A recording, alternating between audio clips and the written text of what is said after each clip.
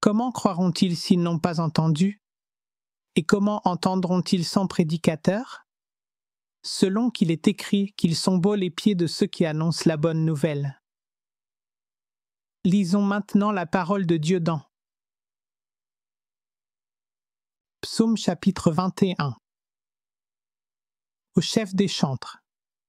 Psaume de David. Éternel, le roi se réjouit de ta protection puissante. Oh, comme ton secours le remplit d'allégresse. Tu lui as donné ce que désirait son cœur, et tu n'as pas refusé ce que demandaient ses lèvres. Pause. Car tu l'as prévenu par les bénédictions de ta grâce, tu as mis sur sa tête une couronne d'or pur. Il te demandait la vie, tu la lui as donnée, une vie longue pour toujours et à perpétuité. Sa gloire est grande à cause de ton secours, tu places sur lui l'éclat et la magnificence. Tu le rends à jamais un objet de bénédiction, tu le combles de joie devant ta face. Le roi se confie en l'Éternel et, par la bonté du Très-Haut, il ne chancelle pas. Ta main trouvera tous tes ennemis, ta droite trouvera ceux qui te haïssent. Tu les rendras tels qu'une fournaise ardente, le jour où tu te montreras, l'Éternel les anéantira dans sa colère, et le feu les dévorera. Tu feras disparaître leur postérité de la terre, et leur race du milieu des fils de l'homme. Ils ont projeté du mal contre toi, ils ont conçu de mauvais desseins, mais ils seront impuissants. Car tu leur feras tourner le dos, et avec ton arc tu tireras sur eux. Lève-toi, Éternel, avec ta force. Nous voulons chanter, célébrer ta puissance.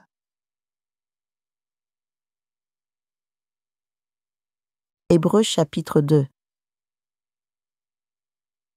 Versets 1 à 4, CF Hébreux chapitre 1 verset 1 à 3, chapitre 4 verset 1, chapitre 12 verset 25. Versets 5 à 18, CF Psaume chapitre 8 verset 5 à 7, Philippiens chapitre 2 verset 6 à 11, Galates chapitre 4 verset 4 et 5, Jean chapitre 20 verset 17, Hébreux chapitre 5 verset 7 à 10, chapitre 4 verset 15 et 16. C'est pourquoi nous devons d'autant plus nous attacher aux choses que nous avons entendues, de peur que nous ne soyons emportés loin d'elles. Car, si la parole annoncée par des anges a eu son effet, et si toute transgression et toute désobéissance a reçu une juste rétribution, comment échapperons-nous en négligeant un si grand salut qui, annoncé d'abord par le Seigneur, nous a été confirmé par ceux qui l'ont entendu, Dieu appuyant leur témoignage par des signes, des prodiges et divers miracles, et par les dons du Saint-Esprit distribués selon sa volonté. En effet, ce n'est pas à des anges que Dieu a soumis le monde à venir dont nous parlons. Or quelqu'un a rendu quelque part ce témoignage. Qu'est-ce que l'homme, pour que tu te souviennes de lui, ou le Fils de l'homme, pour que tu prennes soin de lui? Tu l'as abaissé pour un peu de temps au-dessous des anges, tu l'as couronné de gloire et d'honneur, tu as mis toutes choses sous ses pieds. En effet, en lui soumettant toutes choses, Dieu n'a rien laissé qui ne lui fût soumis, cependant, nous ne voyons pas encore maintenant que toutes choses lui soient soumises. Mais celui qui a été abaissé pour un peu de temps au-dessous des anges, Jésus, nous le voyons couronné de gloire et d'honneur à cause de la mort qu'il a soufferte, afin que, par la grâce de Dieu, il souffrit la mort pour tous. Il convenait, en effet, que celui pour qui et par qui sont toutes choses, et qui voulait conduire à la gloire beaucoup de fils, éleva à la perfection par les souffrances le prince de leur salut. Car celui qui sanctifie et ceux qui sont sanctifiés sont tous issus d'un seul, c'est pourquoi il n'a pas honte de les appeler frères, lorsqu'il dit « J'annoncerai ton nom à mes frères, je te célébrerai au milieu de l'assemblée. » Et encore, je me confierai en toi. Et encore, me voici, moi et les enfants que Dieu m'a donnés. Ainsi donc, puisque les enfants participent au sang et à la chair, il y a également participé lui-même, afin que, par la mort, il anéantit celui qui a la puissance de la mort, c'est-à-dire le diable, et qu'il délivra tous ceux qui, par crainte de la mort, étaient toute leur vie retenus dans la servitude. Car assurément ce n'est pas à des anges qu'il vient en aide, mais c'est à la postérité d'Abraham. En conséquence, il a dû être rendu semblable en toutes choses à ses frères, afin qu'il fût un souverain sacrificateur miséricordieux et fidèle dans le service de Dieu, pour faire l'expiation des péchés du peuple, car, ayant été tenté lui-même dans ce qu'il a souffert, il peut secourir ceux qui sont tentés.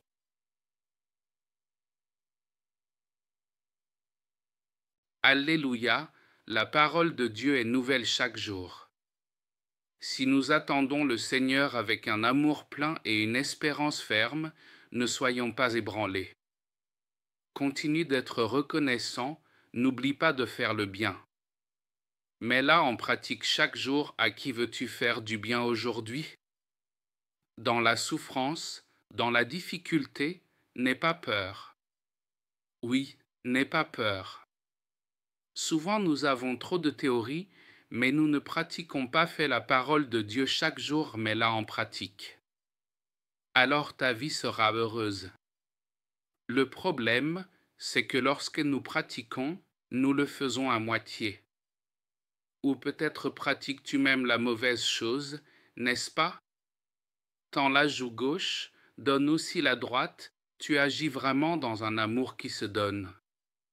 Si on te gifle, cela finira par arriver. Quand tu aides, tu n'as pas de miséricorde, tu n'éprouves que de la pitié. Tu fais le bien en disant « Oh, le pauvre », et tu finis par te faire frapper. Mais si tu as vraiment de la miséricorde, tu auras la sagesse de savoir quand et comment faire le bien. Maintenant, c'est étonnant et très parlant combien d'entre nous arrêtent de faire le bien, cessent de faire la parole de Dieu. Fatigués de tout. Je suis déjà lassé de mon mariage, je suis fatigué, je ne veux plus pardonner, je ne veux plus espérer. Je suis fatigué d'espérer en le Seigneur. Pourquoi nous fatiguons-nous d'espérer en le Seigneur? Parce que tu vis selon la convoitise charnelle.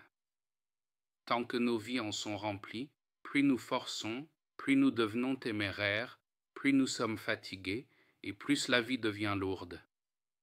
Oui, quand tu fais face à des ennemis, quand on te calomnie, regarde ces apologistes sur TikTok qui se disputent et se diffament.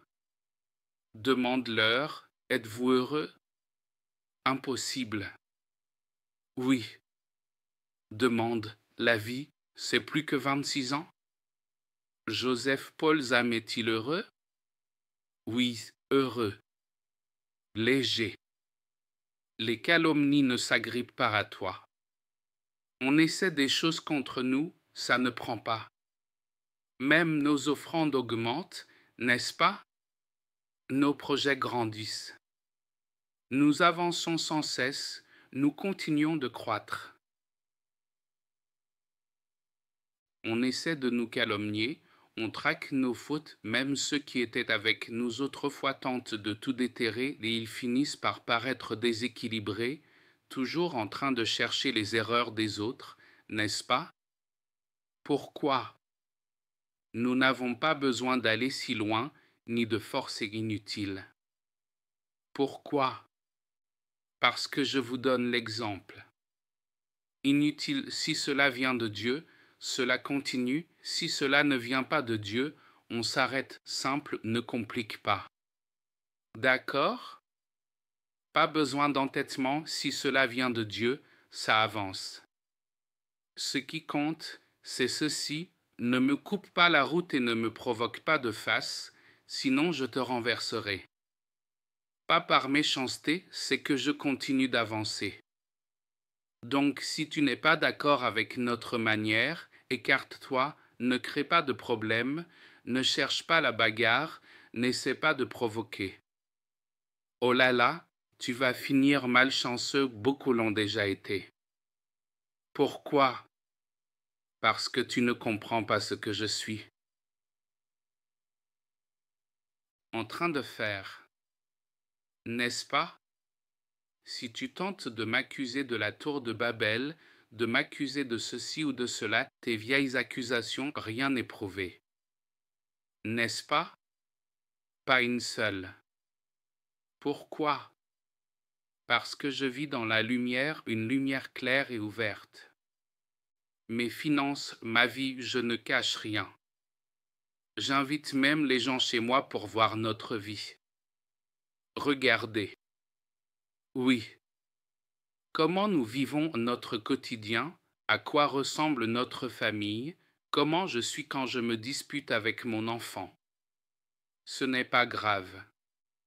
Rien n'est caché. Comment se disputent les époux si ce n'est pas avec les voisins? Je veux dire, se disputer tous les jours.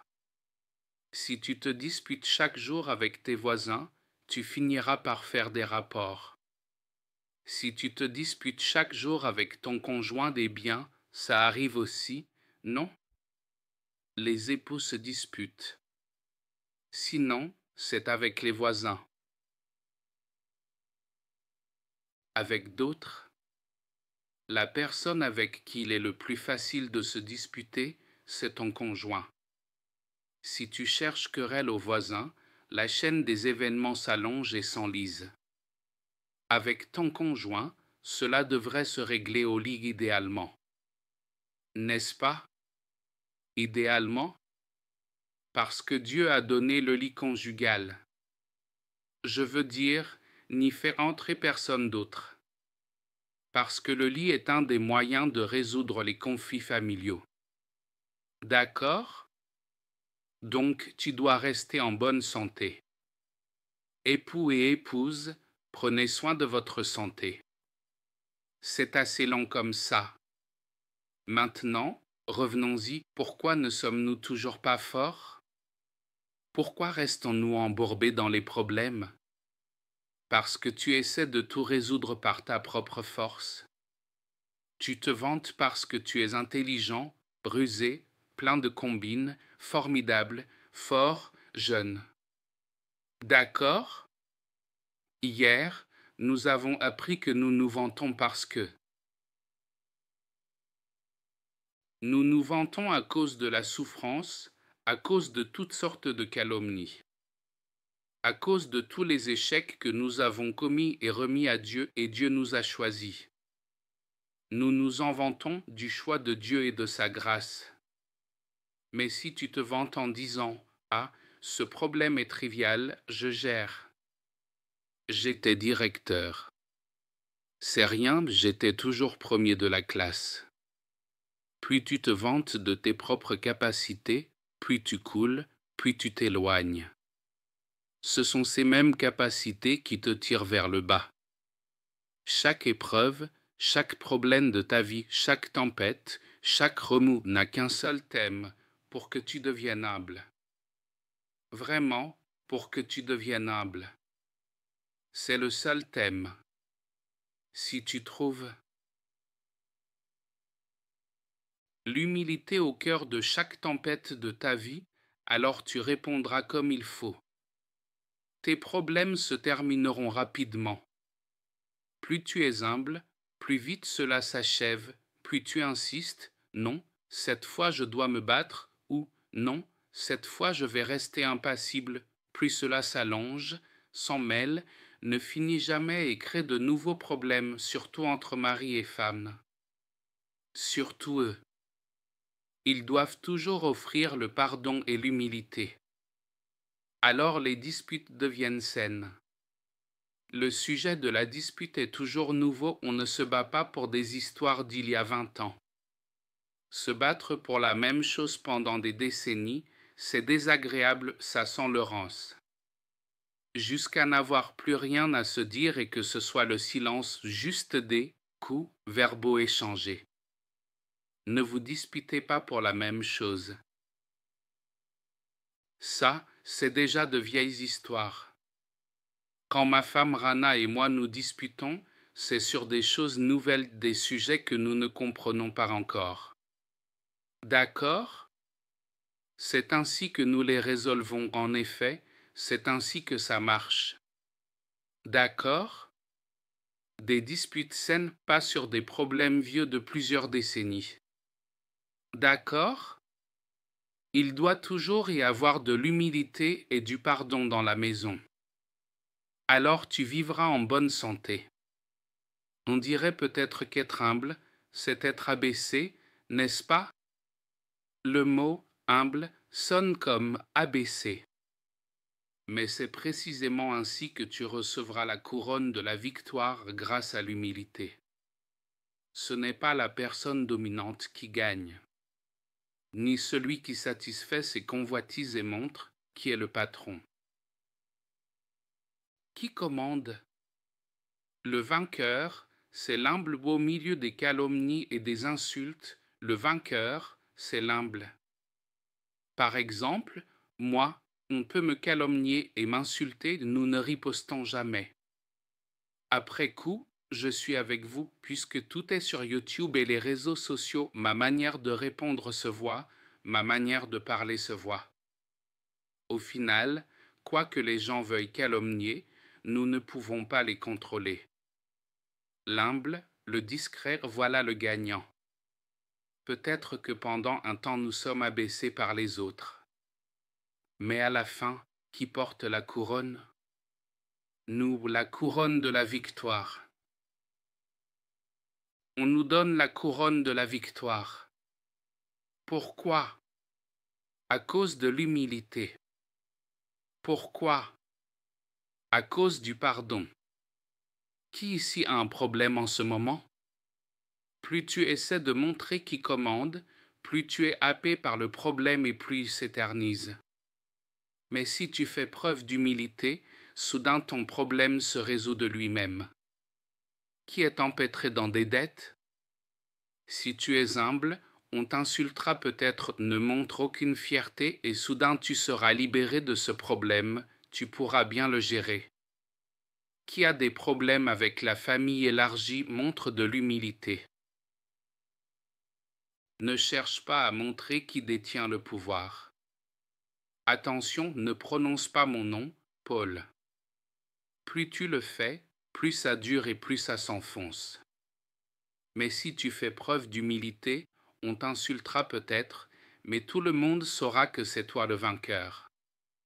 Maintenant, quand tous ces apologistes de TikTok se disputent, regarde qui est le plus calme. Nous. Qui a les dons les plus stables? Nous. Qui a la vie la plus stable? Nous. Nous portons du fruit, nous continuons de grandir, nous augmentons, notre ministère s'étend. Nos permanents augmentent, nos bénévoles augmentent, même des personnes de l'extérieur se joignent à nous. Il y a des gens de l'extérieur. Mais ces personnes peuvent-elles nous calomnier? Elles ne le peuvent pas parce qu'il n'y a rien à calomnier. N'est-ce pas? Souviens-toi, vivre dans la lumière est important. Vivre dans la lumière est important. Pas de secret. Oui, pas de secret entre nous. Tout est clair. Pas de secret au sein du conseil, dans la structure, dans les finances, pas de secret, tout est clair. Pas de manœuvre en coulisses, pas de cache-cache. Et c'est ainsi notre relation. Je te donne un exemple de la façon dont notre vie devrait être dans le Seigneur, vivre dans une vive lumière. D'où viennent les problèmes? Des ténèbres.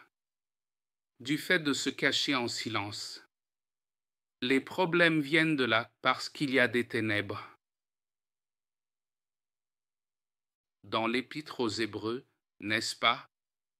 On dit plus loin, dans Hébreux, qu'il n'y a pas d'ombre changeante. Il y a la lumière au-delà de la lumière. En Christ, il n'y a aucune ombre, tant c'est lumineux. Oui, pas d'ombre derrière, tellement c'est éclatant. Mais si tu vis encore dans les ombres, c'est qu'il y a un problème. Avec nous, il n'y a pas de zone grise aucune, tout est lumière. Oui, c'est oui, non, c'est non. Vérifie tout clairement, l'important, c'est que ce soit dans la lumière. Voilà. Rien n'est caché. Si les gens veulent fouiller chez nous, que vont-ils fouiller? Mais quand certains essaient de nous calomnier puisqu'il n'y a rien à déterrer, alors nous parlons simplement comme c'est. Les deux camps se mettent en colère. Peut-être qu'au début les gens nous insulteront, m'insulteront. D'accord? Mais laisse faire. Laisse passer. Tu peux? Ça ne collera pas, laisse. Pourquoi? Parce que si nous répondons, nous nous épuiserons nous-mêmes. Oui, répondre épuise. C'est pourquoi, épuisant, je suis fatigué de faire le bien. Je l'ai vécu, fatigué de faire le bien. En 2008, j'ai fait des allers-retours et j'ai été démoli à cause d'un pasteur. J'en ai eu assez de faire le bien. Je voulais carrément devenir mauvais. Il s'est avéré, parce que je suis un agneau, pas un loup, que c'est épuisant. À moins que tu ne sois né en voulant être mauvais. Moi, je suis né pour être un agneau. Oui, j'ai l'odeur de l'agneau. Donc ce n'est pas mon domaine de détruire un adversaire, pas mon domaine de haïr quelqu'un jusqu'à l'anéantir, ce n'est pas ma voie. Même si, au début, ça pouvait me plaire si nous pouvions abattre notre opposant, n'est-ce pas? D'autant plus que j'ai appris autrefois à être un courtier en dossiers, de gros dossiers. Est-ce que je peux? Bien sûr. Mais c'est épuisant. Épuisant. Voilà pourquoi tu vois, surtout sur TikTok, que ceux qui cherchent à exposer la honte des gens sont remplis de haine. Tu crois que leur vie n'est pas épuisante? Épuisante. Mais si tu vis avec humilité et plein d'amour, c'est agréable. Pas besoin de forcer, pas besoin de continuer à chercher ceci ou cela, c'est épuisant. Alors, en toute chose, commence par une lumière éclatante. Comme moi, notre fondation est entièrement au grand jour. Ma vie, si tu veux vérifier mes comptes bancaires aujourd'hui, tu peux. Mais si tu veux les vérifier, tu dois faire une offrande d'amour. Si tu demandes à vérifier les comptes de quelqu'un sans offrande d'amour, c'est inconvenant. N'est-ce pas? Si tu demandes un compte, tu dois faire un virement. Si tu demandes, c'est quoi le numéro du compte? Tu dois virer. C'est l'éthique. Bien sûr. Si tu veux connaître mon compte, même le solde, alors le virement doit être plus important. D'accord? Sinon, tu dépasses les bornes. Tu fais juste demander et redemander. D'accord? Tu veux vérifier mon compte? D'accord. D'accord. Tout ce que je possède. Mais que tu vires ou non, ou le compte que tu veux ouvrir là, tu dois virer. Bien sûr. Ce n'est pas de la triche, c'est comme ça que ça marche. Et moi aussi, quand je demande à des amis ici leur numéro, c'est quoi ton RID? Je fais toujours un virement. Je ne me contente pas de demander. Si je demande, je vire. C'est comme ça que je suis, si je demande, je vire. Mais si je me contente de demander et le fais jusqu'à 5 fois chaque mois je demande le RIB mais je ne vire jamais, alors à quoi bon demander? Tu devrais te méfier, peut-être veut-il s'en servir pour arnaquer des gens, n'est-ce pas? Allez ou sois réaliste. Tu n'arrêtes pas de demander, mais chez nous rien n'est caché, on peut tout ouvrir. Monsieur Iman, je lui ai déjà montré, tout peut être ouvert.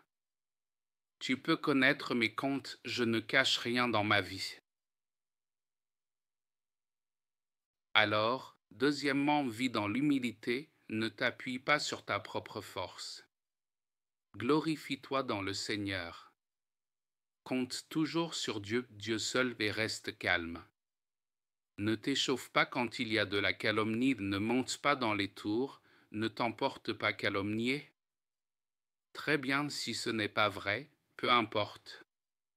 L'important, c'est d'informer.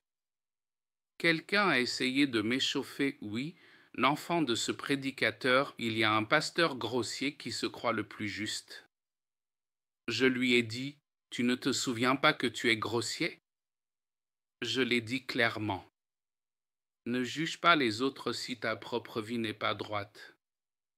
Je l'ai dit sans détour. Puis un jour, son enfant n'a pas supporté. Il a voulu me calomnier ici et là. J'ai fait une vérification croisée, pas besoin. Je n'aime pas les ragots, je n'aime pas les stocker. J'ai posé la question. Alors cette personne a fait ceci, waouh. J'ai dit, fais attention à me calomnier. Beaucoup de ceux qui m'ont calomnié se sont cassés la figure eux-mêmes. C'est tout, pas besoin de gérer. Pas notre niveau. Avec le temps, parce que je continue de vivre dans la victoire, peu importe qui parle, pas notre niveau. Pas besoin de répondre. Rudiwanus a dit ceci, Fudin a dit cela. J'ai clarifié une fois, après, plus besoin qu'ils disent ce qu'ils veulent. Pas notre niveau. Aminujaya a dit ceci, ils se sont tous écroulés. Cite-moi une personne qui m'a calomnié et ne s'est pas effondrée, il n'y en a pas. Peut-être que, pendant un moment, nous sommes abaissés par d'autres. Mais à la fin, nous sommes élevés plus haut et on nous donne la couronne de la victoire. L'essentiel, c'est qu'il y ait toujours de la lumière. Il y a de l'humilité, il y a du pardon, n'oublie pas, et alors il y a la couronne. Que le Seigneur Jésus bénisse.